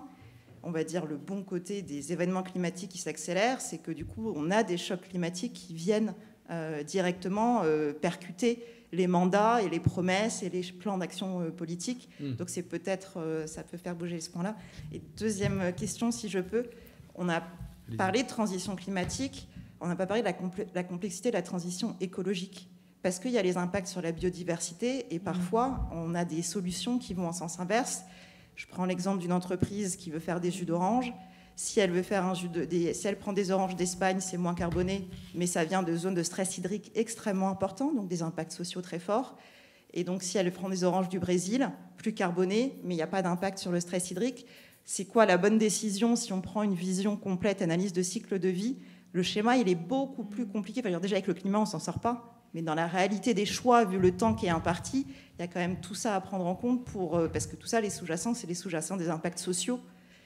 Et j'aurais plein de points, mais je m'arrête là. Merci. Oui, je veux bien commencer en tout cas sur la question du récit. Je pense que c'est extrêmement important. Il y a une note qui était très intéressante de la part de l'IDRI et de Parlons Climat. Je vous invite à la regarder. Elle s'appelle le pivot majoritaire. Et je pense que c'est extrêmement important parce que les victoires qu'on a engendrées sur la question climatique depuis l'accord de Paris, on les a engendrées parce que vous aviez une minorité, et j'en fais partie, très influente, qui a essayé de mettre à l'agenda la question du climat, qui a réussi et qui a engendré des victoires comme ça. Maintenant, si on veut continuer à engendrer des victoires et à transformer véritablement un changement de société avec des transformations structurelles, il faut un pivot majoritaire, c'est-à-dire être en capacité d'embarquer 50% de la population plus 1, et idéalement beaucoup plus en réalité. Et pour cela, on ne peut pas le faire en parlant de climat pour le climat. C'est ce que je disais au début, c'est-à-dire que faire la transition, ce n'est pas une question de charité ou de morale aujourd'hui. Faire la transition, c'est avant tout comment est-ce qu'on met à l'abri les classes moyennes et les classes populaires du prix du pétrole et du gaz, c'est-à-dire comment on les affranchit en fait d'un prix qui est fixé en dehors de nos frontières parce que factuellement on est dépendant du gaz et du pétrole et que sur un continent sans gaz ni pétrole, si on n'arrive pas à mettre fin à cette dépendance-là, eh ben, nos ménages seront toujours soumis aux prix qui seront fixés par les États-Unis, la Russie, l'Arabie Saoudite, l'Azerbaïdjan, que des puissances qui nous veulent du bien par ailleurs. Faire la transition, c'est pas une question de charité, c'est aussi une question purement industrielle. Aujourd'hui, on le voit, et c'est plutôt une bonne nouvelle, il y a des emplois qui sont créés, des usines qui ouvrent, notamment dans l'Est et dans le Nord de la France, des zones qui ont été très largement désindustrialisées. Ce qui est très intéressant, c'est quand vous voyez ça, nous, à la Fondation Jean Jaurès, il y a un an, pendant les législatives, on a publié une carte qui montre les sites industriels de la transition en France. Et moi, je me suis amusé à la comparer au vote lors des législatives 2024. Et j'étais assez étonné de voir que les zones qui ont des usines de la transition votent majoritairement pour le Rassemblement national. Tout simplement parce que leur destin, ils ne se sentent pas liés, leur destin n'est pas lié en fait à la santé de la transition. Pour eux, ils travaillent dans une usine de pompe à chaleur comme s'ils travaillaient dans une usine de machine à laver quelque part. Et là, je pense qu'ici, on a une faille énorme de la part de nous tous, mais aussi du politique, de ne pas avoir été en capacité de lier la question de la transition à la réindustrialisation, aux emplois très concrets dans les territoires. Et je pense qu'à un moment donné, il y a un enjeu, si on veut inverser ce récit, si on veut montrer que la transition, il y a des bénéfices sonnants et trébuchants, il y a un enjeu à un moment donné à recréer quelque part des coalitions, à animer ce récit en disant... On peut l'appeler transition, on peut l'appeler plan de réindustrialisation, on peut l'appeler plan de souveraineté énergétique. Moi, peu importe le mot, c'est la même réalité, finalement. Et je pense qu'on a tout intérêt à aller dans ce sens-là, parce que la transition, c'est quelque chose qui est évidemment fondamentalement structurel et une transformation qui est profonde de nos sociétés. Donc, oui, c'est à mon avis comme ça qu'on pourra faire une partie du pivot majoritaire pour embarquer et les classes moyennes et les classes populaires et les ouvriers dans certaines régions. Et on a tout intérêt à lier quelque part nos destins, enfin les destins de ces personnes-là avec la santé de la transition écologique. Juste pour compléter, et peut-être pour un point de désaccord, hein, puisque d'abord, il faut bien comprendre que les coûts de la transition, ils sont cachés. Et que ceux qui les payent aujourd'hui, ce n'est pas les gros acteurs. Les gros acteurs ont sécurisé les conséquences de l'inaction. Aujourd'hui, les assurances ne risqueraient, parce qu'elles ne vont plus assurer. Les banques ne prêtent plus. Elles ne prêtent plus petits propriétaires qui peuvent... Voilà. Aujourd'hui, les industries, notamment d'énergie, les producteurs d'énergie, ont déjà négocié avec la Banque centrale, avec les acteurs bancaires, pour qu'en gros, on leur récupère les actifs échoués. C'est ce qui s'est passé pas dans les subprimes. Au bout d'un moment, il faudra bien racheter, puisque de toute façon, sinon tout s'effondre. Donc à un moment, c'est l'impunité. Mais ça, c'est partout pareil. Deuxième point, sur le récit. Je pense qu'on confond deux choses. On est toujours dans la logique de la sensibilisation. Mais c'est fait. C'est fait. Contrairement à ce qu'on raconte, le climato-scepticisme, il est élevé, mais il a toujours été comme ça. Enfin, il n'y en a pas... Voilà, ça reste stable, les enquêtes ADEME, tout ça. Les gens veulent changer, donc il faut arrêter de sensibiliser. C'est bon, c'est pas le sujet. C'est plus le sujet. Le sujet, c'est l'action. Et l'action n'est rendue possible que si on a les structures collectives qui bougent. Donc on revient au même truc. Par contre, là où effectivement on a un sujet, c'est le sujet politique, au sens cette fois-ci de politique partisane. On parle beaucoup d'extrême droite. Enfin, qui a abandonné la bataille culturelle sur l'extrême droite ? Moi, j'ai fait partie de cette jeunesse qui, en 2002, est descendue dans la rue au 2e tour. Je suis pas si vieille quand même. Enfin, j'avais 20 ans, on allait manifester. Vous avez vu des manifs où quand bon, non. Bah non. Aujourd'hui, dire le mot État-providence, non, il n'y a plus. L'État-providence, il est mort. Il est non, mince. Déjà, quand tu dis justice sociale, t'es quand même un peu louche. À un moment, on a et c'est pareil sur la droite républicaine. Il y a plein de alors évidemment, ici on est plutôt à Jean Jaurès, mais je dirais la même chose à Montaigne. Montaigne a fait des très bons papiers, des très bonnes études, alors qui sont classés normalement à l'autre bout du spectre politique, sur justement la transition avec d'autres logiques. Mais c'est comme si aujourd'hui, sous couvert d'effondrement des partis, là aussi cause et conséquence, pourquoi les partis s'effondrent ? Parce qu'en face, il n'y a pas de proposition politique.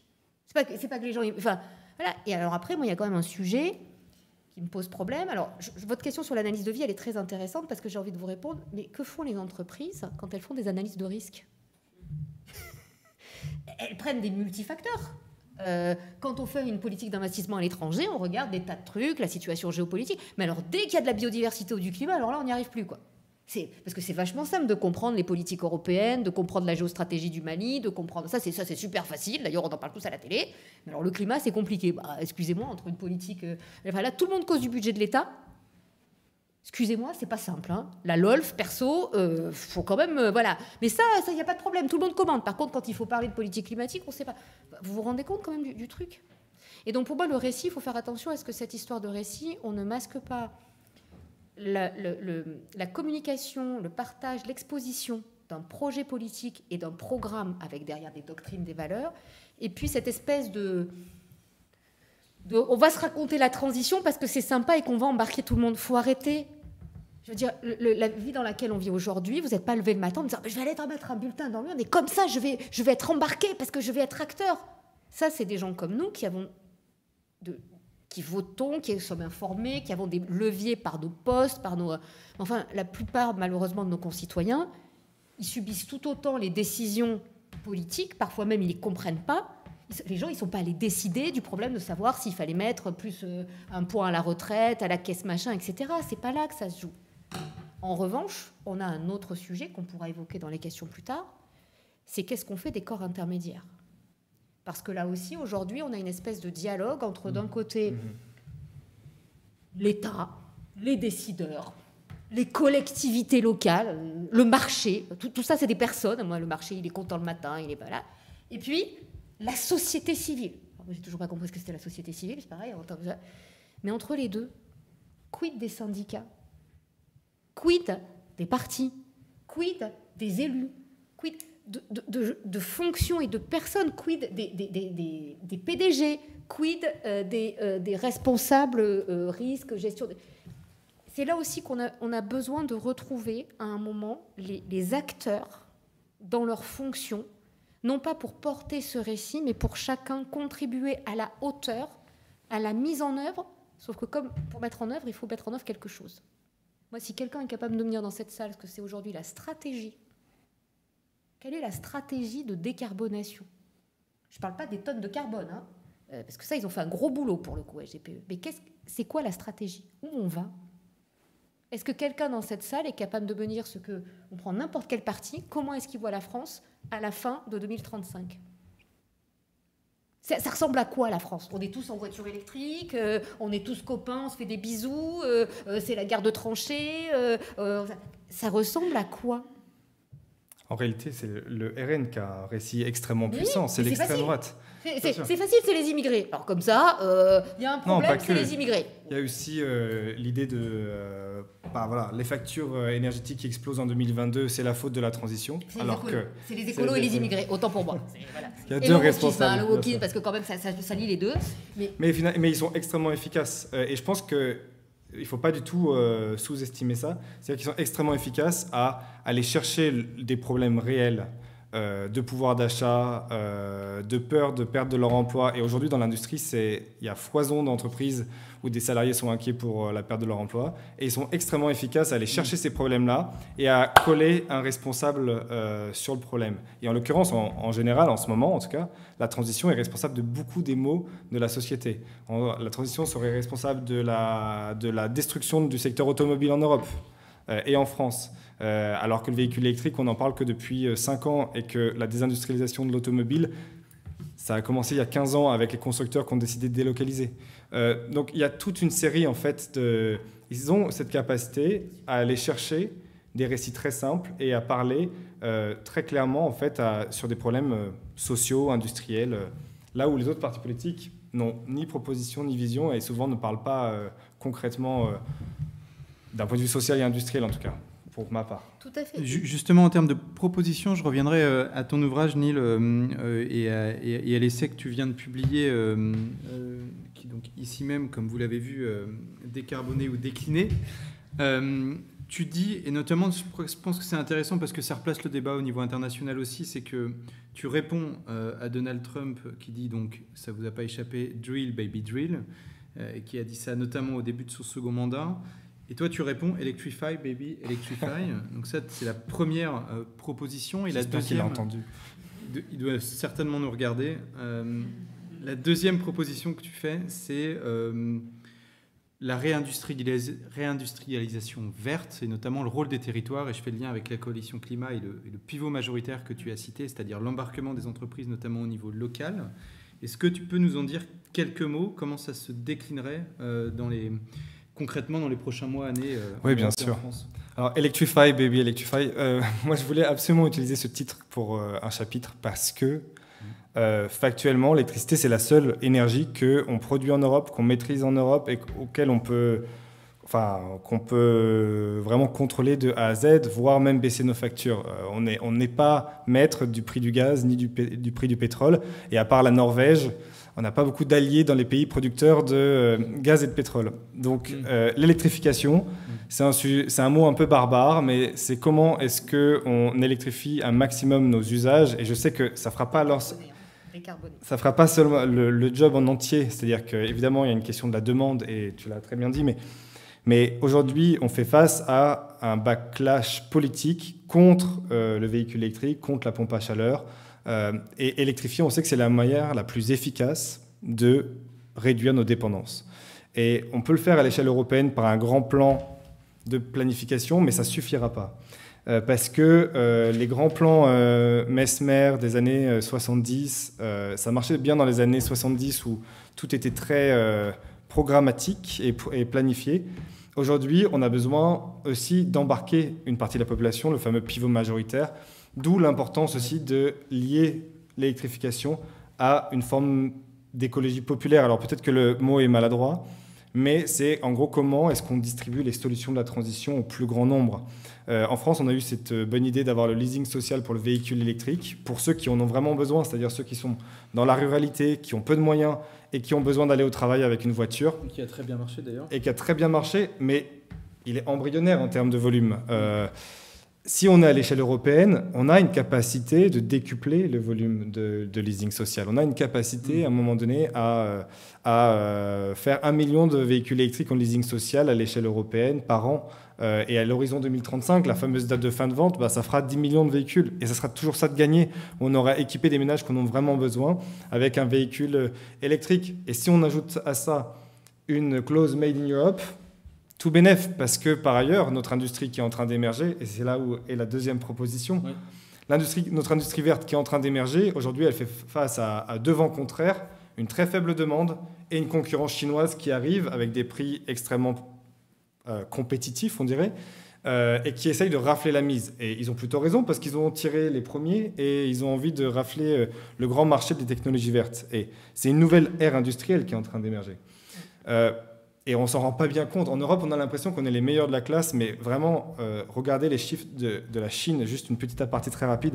La Chine produit 70% des véhicules électriques de la planète, installe 50% des énergies renouvelables de la planète. La moitié des énergies renouvelables du monde sont sur le territoire chinois. Pour la première fois, d'ailleurs, elle baisse légèrement ses émissions. On verra si ça continue. Mais enfin, il y a des révolutions industrielles qui ont lieu en Chine, au Vietnam, en Indonésie, au Brésil. Et nous, si on ne fait pas cette transition, on va passer à côté. Maintenant, faire la transition ne suffit pas à avoir une politique industrielle. Et ça, c'est extrêmement important. Et c'est ce que je détaille dans l'ouvrage. En tant qu'Européens, si on reste extrêmement ouvert à tous les vents, bah, malheureusement, on va faire une transition made in China. Et elle ne sera pas très chère, enfin moins chère en tout cas que si c'était une transition made in Europe, mais elle sera coûteuse en termes d'emploi, de bénéfices pour notre société, enfin, et tout ce qui va avec. Donc je pense qu'à un moment donné, il faut changer de paradigme économique aussi à l'échelle européenne et accepter, comme le font beaucoup d'autres puissances, de changer les règles du jeu du marché. Et de dire, à chaque fois qu'on a 1 euro d'argent public investi, que ce soit dans un bonus pour un consommateur pour s'équiper en un véhicule électrique, que ce soit dans un appel d'offres pour des énergies renouvelables, que ce soit dans, même des rabais fiscaux, on impose une forme de préférence européenne pour une partie de la technologie. C'est-à-dire que vous voulez acheter un véhicule électrique, vous voulez bénéficier de l'aide de l'État pour ça, d'accord, mais voici la liste des véhicules qui sont en partie fabriqués en Europe. Et là, si on fait ça, quelque part, on n'est pas seulement dans la déclaration d'amour à l'industrie verte, on est également dans la preuve d'amour, quelque part. Et je pense que c'est extrêmement important. Et je pense que c'est là où on a besoin de créer ces coalitions avec les acteurs intermédiaires, syndicats, entreprises, partisans de la transition, politiques, parce que c'est exactement sur ce type de proposition qu'on peut embarquer un peu plus largement. Et la réindustrialisation verte, à mon avis, c'est un projet qui peut être extrêmement positif, qui peut amener aussi beaucoup de monde à y croire. Et il faut espérer délivrer maintenant les promesses aussi. Mais malheureusement, dans le monde politique, j'entends assez peu de politiques, même à gauche, parler de réindustrialisation verte. Alors qu'honnêtement, c'est mon sentiment, j'ai l'impression qu'on a un peu une avenue pour embarquer un maximum de personnes derrière cette idée-là. Alors peut-être, est-ce qu'on n'est pas en train de le faire en ce moment, puisque on a un contexte protectionniste au niveau international, au niveau européen, il y a eu une réponse doucement à ce qu'ont fait les États-Unis avec l'Inflation Reduction Act, qui a eu beaucoup d'influence d'ailleurs sur la demande notamment de véhicules électriques, contrairement à ce qu'on a pu faire après le Covid. Et donc plus récemment, en 2024, l'Europe a mis en place le Net Zero Industry Act, qui vise notamment à favoriser une industrie européenne en introduisant des critères non prix de résilience et de durabilité dans les appels d'offres, notamment renouvelables. Est-ce qu'on ne va pas dans le bon sens ? Tu parles d'une clause européenne ou un Buy European Act. Est-ce qu'on ne va pas dans le bon sens ou est-ce qu'on est vraiment à une démarche embryonnaire sur le sujet ? Depuis le Net Zero Industry Act de l'Union européenne, on a perdu Northvolt, qui est le plus grand manufactureur de batteries en Europe. Est-ce que ça n'arrive pas un peu tard ? Ça arrive un peu tard. C'est pour ça qu'il faut passer d'une posture... Parce que le Net Zero Industry Act, c'était pas on protège l'industrie européenne, c'était on ne doit pas dépendre plus de X% d'un seul producteur, en ciblant évidemment la Chine. Donc c'est très défensif, entre guillemets. La préférence européenne, c'est une autre logique. La préférence européenne, c'est si vous mettez de l'argent public, l'argent du contribuable, alors cette technologie doit être en partie produite sur le sol européen. Alors, ça ne veut pas dire 100% parce qu'on sait qu'on ne peut pas fabriquer à 100% un véhicule électrique sur le sol européen. Il y a des matériaux qu'on n'a pas. Le raffinage, on ne sait pas raffiner du lithium aujourd'hui en Europe. Donc tout le lithium d'ailleurs qu'on va extraire dans l'Allier ou au Portugal, on va l'envoyer en Chine pour être raffiné et le réimporter sous forme de batterie ou de lithium raffiné. Je ne suis pas sûr que ça soit très malin non plus. Mais au moins, la préférence européenne, elle permet à un moment donné de forcer l'investissement dans ces chaînes de valeur intégrées. C'est-à-dire que le lithium qui sera extrait au Portugal, on va peut-être le raffiner, je ne sais pas, en France ou en Espagne ou aux Pays-Bas. Et ensuite, on va l'intégrer dans une batterie dans les Hauts-de-France, dans l'entreprise Vercor ou ACC ou je ne sais où. Donc, en fait, la préférence européenne, elle a cette vertu-là, c'est qu'elle oblige l'investissement en Europe. Et je pense que ça envoie quand même un message qui peut être assez puissant. Par contre, en effet, il y a une question de temporalité. On n'a pas vraiment le temps de débattre de cette question-là pendant des années, comme on sait très bien le faire dans les institutions européennes, parce que typiquement, si on attend, je sais pas, on est en 2026, dans un mois, dans 2 ans, Donald Trump quitte la Maison-Blanche. Est-ce qu'on peut vraiment se permettre d'attendre 1 an et demi, 2 ans avant de mettre ce type de mesures ? Je crois qu'il faut les mettre dans les prochains mois si on veut qu'elles aient un effet. Est-ce que c'est faisable, selon vous, donc de mettre en place ces mesures dans les prochains mois ? Je pense que la Commission, elle est j'ai l'impression, enfin, mon sentiment est que la Commission est plutôt partante sur cet agenda-là. Mais maintenant, le problème, c'est comme on l'a dit très bien tout au long, on n'a pas de majorité au Parlement qui est stable, on n'a pas de majorité au Conseil, là où se réunissent les 27, qui est stable. Donc, il va falloir, si on veut aller vite, construire ces majorités, texte par texte, et peut-être commencer par celui-ci. Juste, moi, j'aimerais poser une question. Est-ce que quelqu'un est capable, dans cette salle, de dire quelle est la stratégie industrielle de l'Europe ? J'espère qu'on pourra le dire dans les prochains mois. C'est quoi la stratégie industrielle de l'Europe ? Quels sont, par exemple, les secteurs dans lesquels l'Europe considère qu'aujourd'hui, il est absolument nécessaire d'investir massivement pour développer non seulement la recherche-innovation, aider les entreprises, se doter de chaînes capacitaires de production. Quels sont les secteurs aujourd'hui que l'Europe considère comme étant stratégiques à 10 ans ? C'est ça dont on parle. Ben moi, je ne sais pas. On a une petite liste oui, non, mais partage. Bien sûr. Mais... Il y a une liste dans ce fameux Net Zero Industry Act, notamment, ouais. Mais effectivement... Vous vous rendez compte quand même qu'on vient de dire dans cette salle, quand on connaît les budgets qui sont donnés dans les programmes Horizon européens, à la recherche et développement, qu'on n'est pas foutu en Europe, avec nos grandes écoles, nos universités, nos intellectuels, blablabla, de raffiner du lithium. Non mais excusez-moi, on devrait tous être... Il y a un truc qui ne va pas. On a 325 millions d'Européens, on a mis des milliards au niveau européen. On distribue des milliards dans des grands programmes machin, on n'est pas capable de raffiner du lithium. Enfin, moi, il y a un truc là excusez-moi, alors je veux bien qu'en Chine, ils sont en milliards, enfin quand même. Et le seul truc qu'on nous dit, c'est qu'on va coller dans les appels d'offres et des machins des conditions de résilience. Non mais, enfin, youhou. Aujourd'hui, on va demander aux entreprises de cocher des cases pour savoir si... Et donc, en fait, vous avez un truc qui est déjà bazardeux, ben vous rajoutez... Ah, c'est joli, hein, il va y avoir résilience, cycle de vie, économie sociale et solidaire. On va créer des emplois pour remplir des cases. Ils sont où, les entreprises ? Elles sont où, les emplois ? Et en plus, on va donner l'idée, effectivement, qu'on va faire de la paperasse, ce qui est vrai, ce qui va exclure d'autant plus les PME, les PMI, etc. Il y a un moment où je suis désolée, mais on marche sur la tête.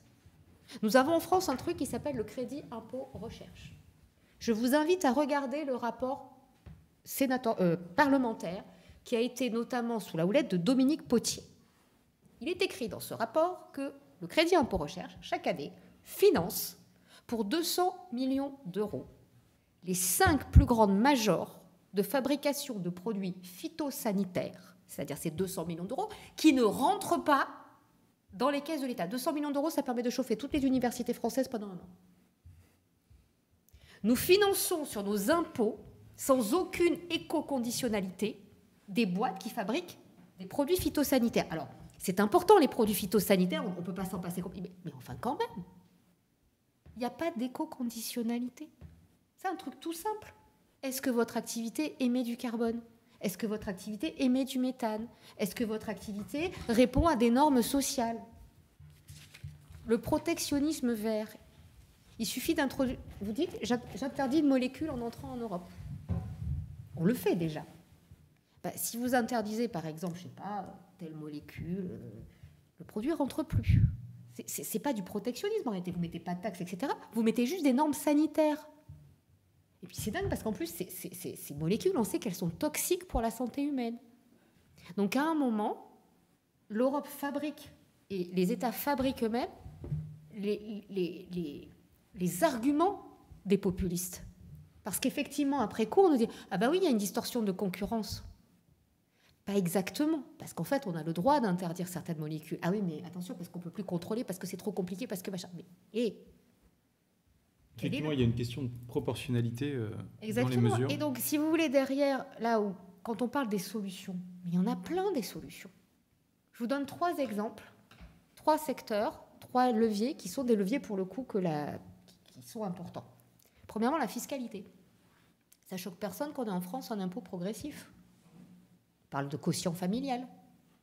Aujourd'hui, on sait qu'en France, les ménages les moins aisés sont ceux qui émettent le plus. Qui émettent le moins, pardon. Moins vous êtes riche, plus moins vous émettez. plus vous êtes en plus victime du changement climatique. Donc ça serait totalement injuste de vous faire payer une fiscalité carbone. On est capable de faire une fiscalité sociale, mais on ne sait pas faire une progressivité carbone. Excusez-moi. Sur les droits de succession, on en parlait tout à l'heure. Déjà, pour payer des droits de succession, il faut avoir quelque chose à léguer. Hein. Bon, mais quand vous léguez un bien, c'est l'occasion, la vente, ou le moment où vous vendez ou le moment où vous héritez, c'est des moments où vous faites des travaux généralement. En France, quand par exemple vous léguez un joli tableau ou un truc, vous enlève sur les droits de succession. Mais par contre, si vous faites des travaux pour mettre votre maison aux normes environnementales, là, on ne vous l'enlève pas. Autre exemple, la formation. Qu'est-ce que la formation a bien à voir avec la transition écologique ? Les métiers de demain, il va falloir les former. Et donc, plutôt que de s'empailler pour savoir s'il faut le collège unique, s'il faut faire la réforme à 4 tiroirs, 5 tiroirs, si on va mettre un peu plus de TPE, de machin, tout ça, l'enseignement professionnel, l'enseignement technologique, vous allez les poser comment, vos pompes à chaleur ? Vous allez les rénover comment ? C'est avec des intellos qui ont bac plus 9 ? Non, c'est avec des gens qui sont formés. Comment vous allez reconvertir les gens ? C'est un vrai sujet, effectivement, on en a peu parlé jusqu'à présent, mais en tout cas, le sujet compétences est assez transverse. Les leviers santé, éducation, alimentation, gestion, sécurité sociale, on va dire, assurance, industrialisation, etc. En fait, tous les ministères aujourd'hui, dans les politiques qu'ils vont mettre en place et dans des sujets qui sont les sujets qui préoccupent les gens, en fait, dedans, on peut intégrer les enjeux de décarbonation, comme on intègre aujourd'hui les enjeux d'inclusion, les enjeux... Et d'éco-conditionnalité, comme tu l'as bien souligné. Il nous reste quelques minutes, voire 2-3 minutes. Donc on va prendre quelques questions, s'il vous plaît, assez rapides, enfin en tout cas assez courtes, puisqu'on a peu de temps. Madame au premier rang.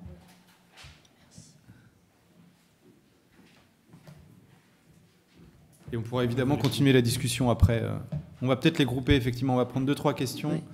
Merci. Moi, j'en ai une sur l'eau, voilà, qui va étonner personne. Mais donc, on parle beaucoup de stress hydrique. On parle aussi... on voit qu'on va tout droit à marche forcée dans l'IA et que ça semble être le sens de l'histoire.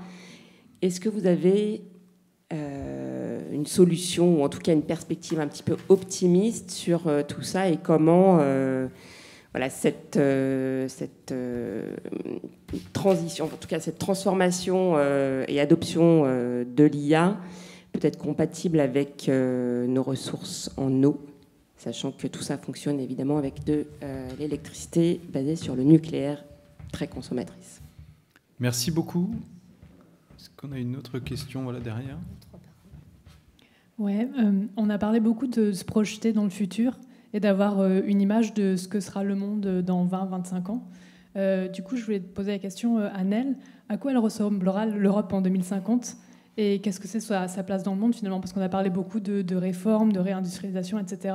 Mais si on se l'imagine, à quoi elle ressemble ? Merci. Pas facile comme question. Très difficile. Oui, vous avez évoqué tout à l'heure le thème électrification. Mais vous n'avez pas évoqué effectivement l'un des sujets où les États membres ne sont pas unanimes, encore un, c'est la modernisation et le développement du nucléaire. Merci. J'attaque. Alors. Et on va s'arrêter là, effectivement. Okay. Et après, on pourra poursuivre la discussion, évidemment. Je prends les questions à l'envers, si vous me permettez. Je commencerai par la question du nucléaire. Enfin, de comment est-ce qu'on produit l'électricité sur le territoire européen de manière souveraine, je dirais. Ce qui est intéressant, c'est que si on électrifie, il y a beaucoup de modélisation d'électrification. On estime qu'il faut arriver à la moitié de notre économie électrifiée en 2040, dans 15 ans. Ce qui implique un chantier colossal. Il va falloir déployer des sources d'électricité zéro émission, donc assez rapidement, factuellement. Je pense que le meilleur moyen et la manière la plus rationnelle de voir la chose, c'est de garder les 88 gigawatts de nucléaire qu'on a aujourd'hui à l'échelle européenne, parce que factuellement, on va probablement en avoir besoin sur toute la période. Et par contre, on sait qu'un nouveau réacteur nucléaire, c'est pas un secret, mais entre 10 à 15 ans avant de sortir de terre. Et donc, si on veut électrifier très rapidement nos usages pour nous sortir de nos dépendances, il va falloir parier très largement sur les énergies renouvelables. Et je pense que tous ceux qui disent l'inverse, en réalité, veulent nous maintenir avec des centrales à gaz ou des centrales à charbon. Ce qui ne veut pas dire que la question du nucléaire ne doit pas, à un moment donné, être débattue et tranchée mais ça sera pour après 2040, factuellement. Parce qu'avant qu'on ait des centrales nucléaires qui sortent de terre, il faudra un petit moment. Mais ça, c'est un vrai débat démocratique ensuite. Est-ce qu'après 2040, on veut tant de centrales nucléaires, etc. Ça, je laisse vraiment le débat politique à voir. Moi, je ne suis pas opposé au nucléaire. Je pense que la base qu'on a aujourd'hui, autant la garder parce qu'elle nous sert. Maintenant, on sait que le gros de l'effort, dans tous les scénarios européens que j'ai pu voir, c'est quand même une grosse part d'augmentation des énergies renouvelables. Sur la deuxième question sur l'Europe en 2050, je vais faire de la pub pour mon bouquin. Décarboner ou décliner, parce que factuellement, c'est le dilemme dans lequel on est. Si on est très pessimiste, on rate le train de la décarbonation aujourd'hui. On est soumis aux empires des énergies fossiles que sont les Américains d'une part, les Russes ou les Saoudiens ou d'autre part. Donc, non seulement nos ménages payent un prix de l'énergie qui peut être fou du jour au lendemain pour des raisons purement politiques et idéologiques, mais en plus de ça, on alimente notre économie avec à base d'énergie fossile, ce qui n'est pas le choix le plus stratégique quand on n'en a pas dans notre sol. Donc c'est une forme de déclin, parce qu'en plus de ça, on aura raté le tournant de l'industrie verte. Donc, factuellement, d'autres pays dans le monde auront tellement avancé qu'on sera... l'ère des fossiles, je pense que ce sera un peu nous, finalement. Si on est un peu optimiste, en revanche, et qu'on arrive à contenir cette vague réactionnaire aujourd'hui et à enclencher la phase industrielle, sociale de la transformation écologique, l'électrification, je pense qu'une Europe en 2050, c'est une Europe qui ne dépend plus de l'extérieur pour son énergie, ce qui est un changement radical. Et d'un point de vue politique, c'est radical. C'est une Europe qui potentiellement aura recréé un peu d'industrie, alors peut-être pas à 100%, mais factuellement, on aura prouvé que la transition, elle peut aussi apporter des bénéfices sonnants et trébuchants pour les classes moyennes, les classes populaires. Je pense qu'on ne se posera plus la question du véhicule électrique ou pas véhicule électrique, qui sera imposé de lui-même, en tout cas pour ceux qui en ont besoin. J'ose espérer que la précarité énergétique aussi sera un phénomène éradiqué, parce que si on est censé décarboner notre économie, il va falloir éradiquer aussi ce phénomène-là qui est la précarité, voire on pourrait dire la pauvreté énergétique, parce que beaucoup de ménages sont dans cette situation. Donc on est quand même dans un modèle social qui est quand même très différent, et c'est là où se pose la question de, entre-temps, comment on répartit le coût et comment on répartit les solutions de manière équitable dans la société, et entre États européens, et dans nos strates de société. Parce que je pense que tout l'enjeu sera là, parce que cette transition, ou cette décarbonation, on l'a réussi, enfin c'est mon avis en tout cas, que si on arrive à une répartition équitable du coût et des bénéfices. Et je laisse la question de l'eau à une experte, parce que je ne suis pas qualifié pour y répondre. Rapidement sur le nucléaire, j'ajoute, donc vous avez les travaux de Nicolas Goldberg, qui est absolument remarquable. Il a fait un très bon papier de vulgarisation dans Bon Pote. On n'aura pas de solution de nucléaire nouvelle avant 2038 minimum, sachant qu'en plus derrière, il va falloir aussi remettre à niveau notre parc ancien. Il va falloir aussi, donc en fait, toutes les modèles, que ce soit les scénarios nationaux ou le GIEC, il ne peut pas y avoir de transition et de décarbonation sans ENR. Ça n'est pas possible. Il va falloir avoir un mix énergétique qui soit un mix avec des ENR. Aujourd'hui, notre mix électrique est décarboné, mais notre mix énergétique, contrairement à ce qui est dit souvent, ne l'est pas. Et ça, c'est un vrai sujet. Deuxièmement, sur la question de comment c'est demain, je vais vous le dire. Dans l'idéal, si on met en place toutes les options qui existent déjà aujourd'hui, on a un monde plus juste, on a un monde qui est plus sûr, on a un monde qui est plus sain, on a un monde qui va plus lentement, on a plus de temps. On a un monde où la répartition entre le travail, le temps libre, la famille, etc. a changé. On a un monde aussi plus proche. Avant de prendre un véhicule électrique, on va marcher. Donc on va retrouver un monde de mécanique, où le déplacement est mécanique, et ce n'est pas juste une machine. Donc on va revenir aussi à de l'humain.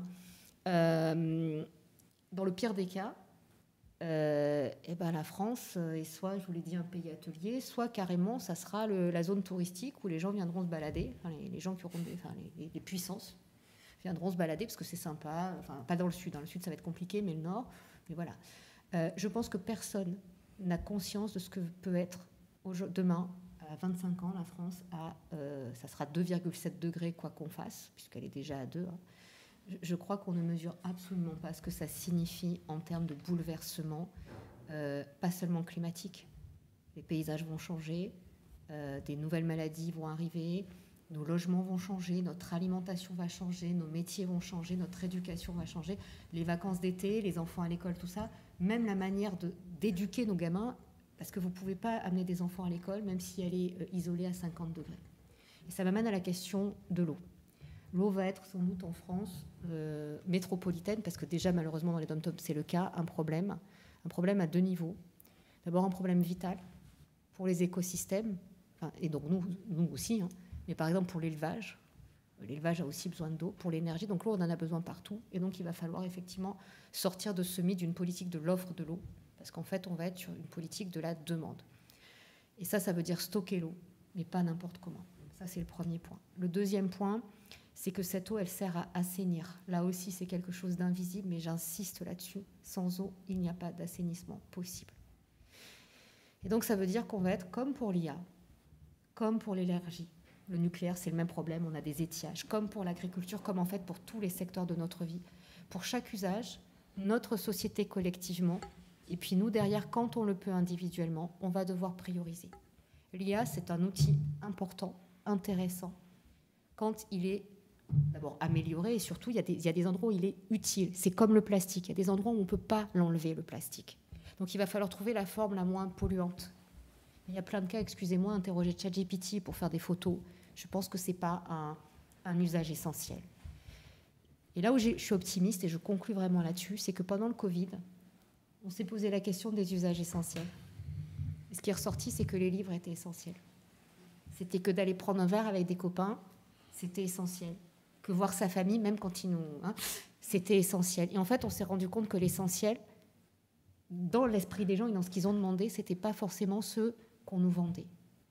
Et je crois que derrière, en fait, cette question de l'essentiel, du fait que chacun puisse avoir accès à des conditions dignes, le GIEC le dit, les experts du GIEC, le consensus scientifique, il n'y a pas de développement possible.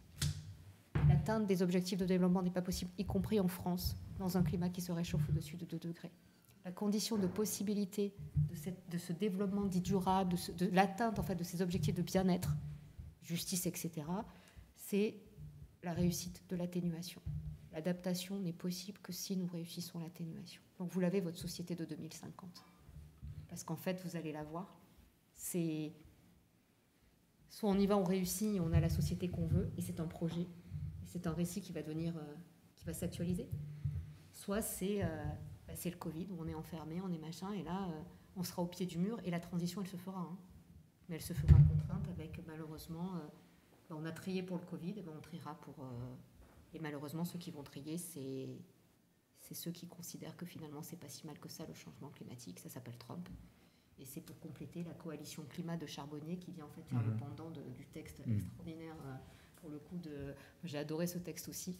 Donc si vous voulez la version longue, c'est la coalition climat. Si vous voulez la version courte, c'est celui-là. Et puis celui de l'IDRI, dont je viens évidemment d'oublier le nom. Mais voilà. Pivot majoritaire, ouais. Le pivot majoritaire. Mais c'est vraiment ça, et ça donne vraiment la pêche quand vous l'avez lu, parce qu'on repolitise, on se dit qu'on peut, pour le coup, individuellement agir. Merci beaucoup, et on trouvera peut-être une troisième voie, en tout cas à discuter. Oui, entre l'utopie et le... Voilà. Mais en tout cas, merci beaucoup pour ce débat passionnant, et merci à vous pour vos questions et votre participation, et au plaisir de poursuivre les échanges après cette conférence. Merci beaucoup.